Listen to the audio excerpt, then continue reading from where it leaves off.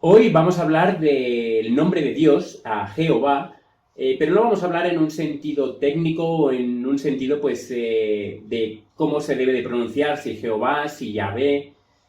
Entonces, lo que nos gustaría hablar es de cómo este nombre, que es de Dios, cómo este nombre pasa también a ser de su Hijo, ¿no? Eso es un símbolo, pues, de autoridad, ¿no? De autoridad de parte del Padre sobre el Hijo. Si nos fijamos en Génesis 2.19, en Génesis 2.19 nos dice lo siguiente. Nos dice: Jehová Dios formó, pues, de la tierra toda bestia del campo, y toda ave de los cielos, y las trajo a Adán para que viese cómo las había de llamar. Y todo lo que Adán llamó a los animales vivientes, ese es su nombre. Esto simplemente es para mostrar, recordemos que Dios le da la autoridad a Adán para que Adán señoree, ¿no?, sobre todas las bestias del campo, ¿no? Y el hecho de poner el nombre a los animales es símbolo de autoridad sobre a esos que, o sobre autoridad sobre aquellos que se les pone el nombre, ¿no? Es decir, se tiene, pues, el dominio sobre eso.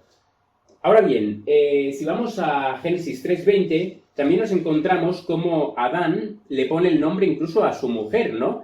Y este también es el hecho de que el hombre es cabeza de la mujer y no al revés, es decir, no la mujer es cabeza del hombre, sino el hombre es cabeza de la mujer. Y eso lo vemos en Génesis 3.20.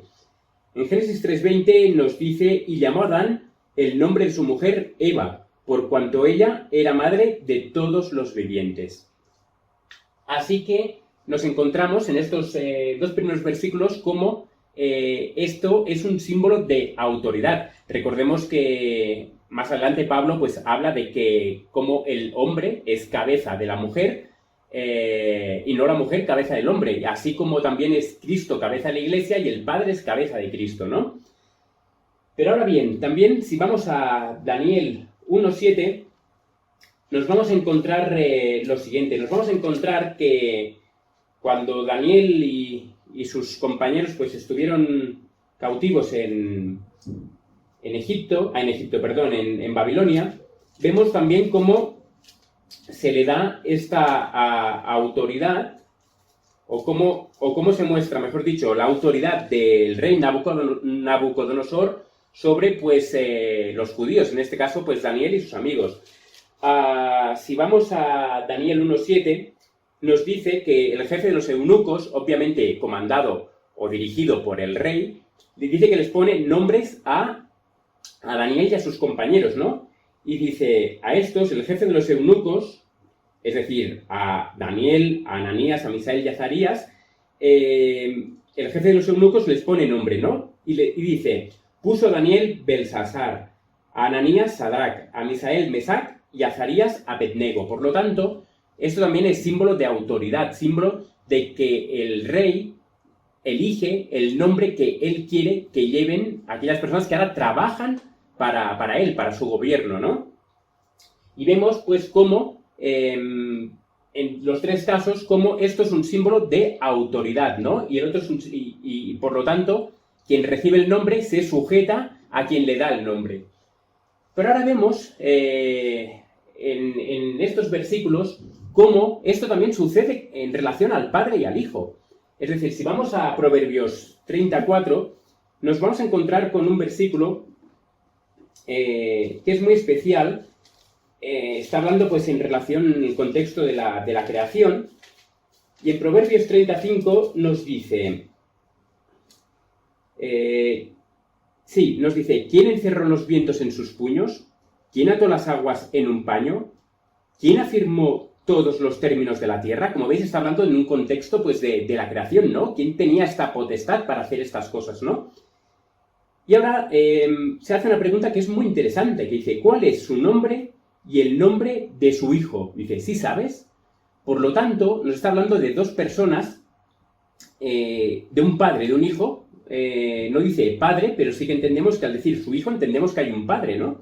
Por lo tanto, lo que nos está diciendo es que nos está preguntando cuál es el nombre de estas dos personas que participaron, ¿no?, en la obra de la creación. Y Isaías 44:6 nos da esos nombres. Si vamos a Isaías 44:6, nos encontramos con este versículo, el cual pues nos da y nos dice el nombre que tienen estas dos personas, ¿no? Dios, ¿no? En un sentido, el Padre y el Hijo.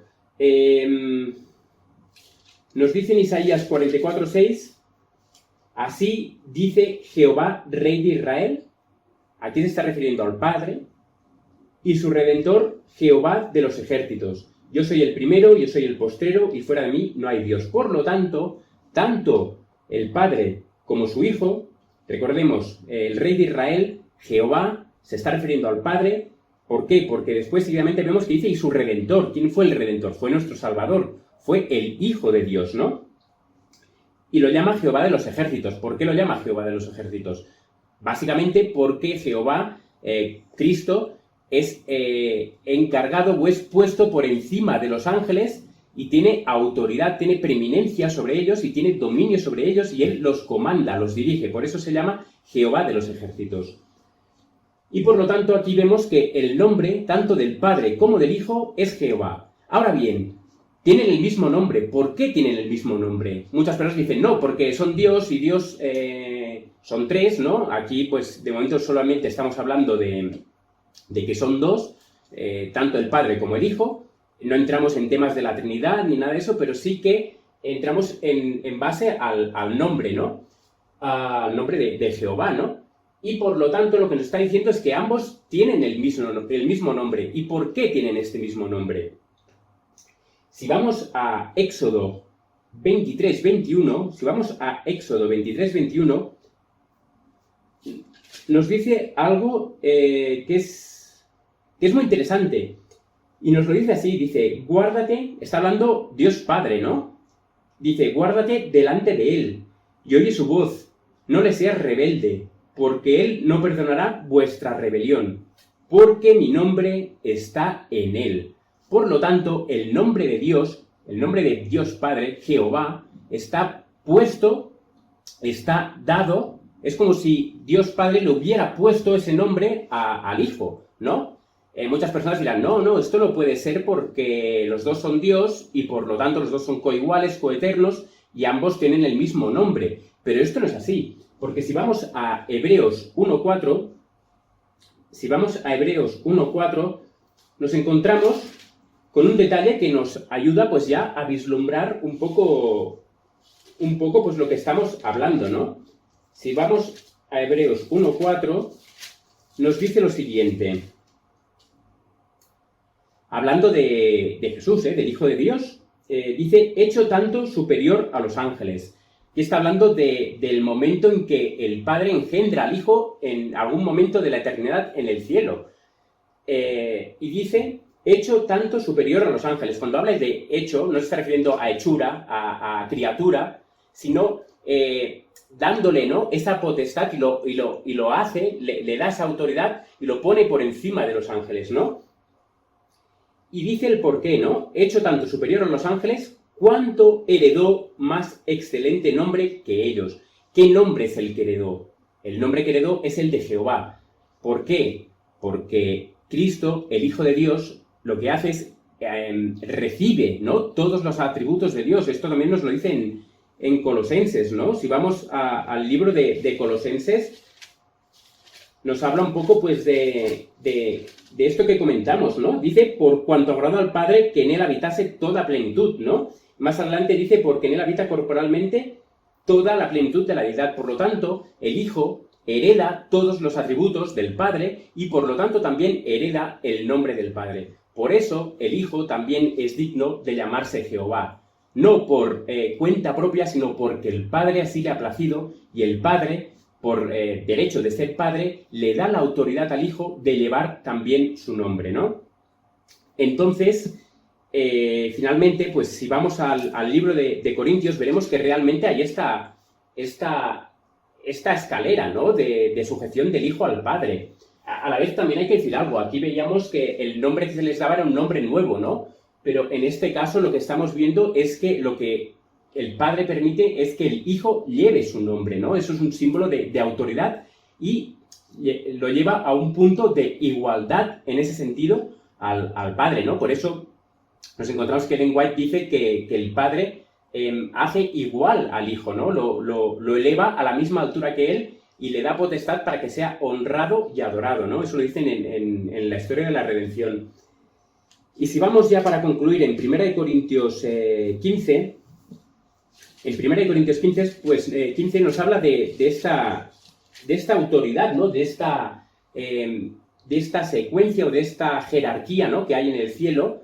¿Qué nos dice? En 1 Corintios 15, 24, en adelante dice: luego, el fin, cuando entregue el reino al Dios y Padre, es decir, cuando el Hijo entregue el reino al Dios y Padre, cuando haya suprimido todo dominio, toda autoridad y potencia, porque preciso es que Él reine, es decir, que el Hijo reine, hasta que haya puesto a todos sus enemigos debajo de sus pies, y dice, y el postrer enemigo que será destruido es la muerte. Y dice, porque todas las cosas las sujetó debajo de sus pies, es decir, Cristo sujetó todas las cosas debajo de sus pies, ¿no?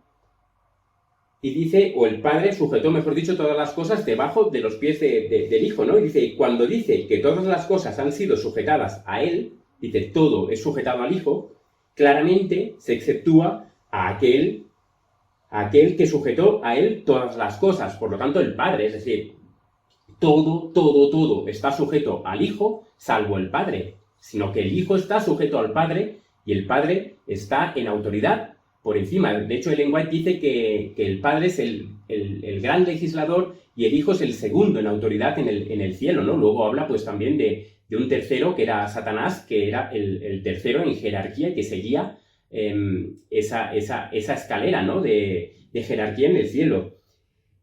Y dice, pero luego que todas las cosas le estén sujetas, entonces también el Hijo mismo se sujetará al que le sujetó a Él todas las cosas para que Dios, o sea, para que el Padre sea todo en todos. Por lo tanto, vemos que al final del conflicto, el Hijo se va a sujetar al Padre y va a quedar tal y como estuvo en el principio, ¿no? En ese principio en el cual pues el Padre engendró al Hijo y lo puso por encima de todo y sujetó todo a Él, salvo Él mismo, ¿no?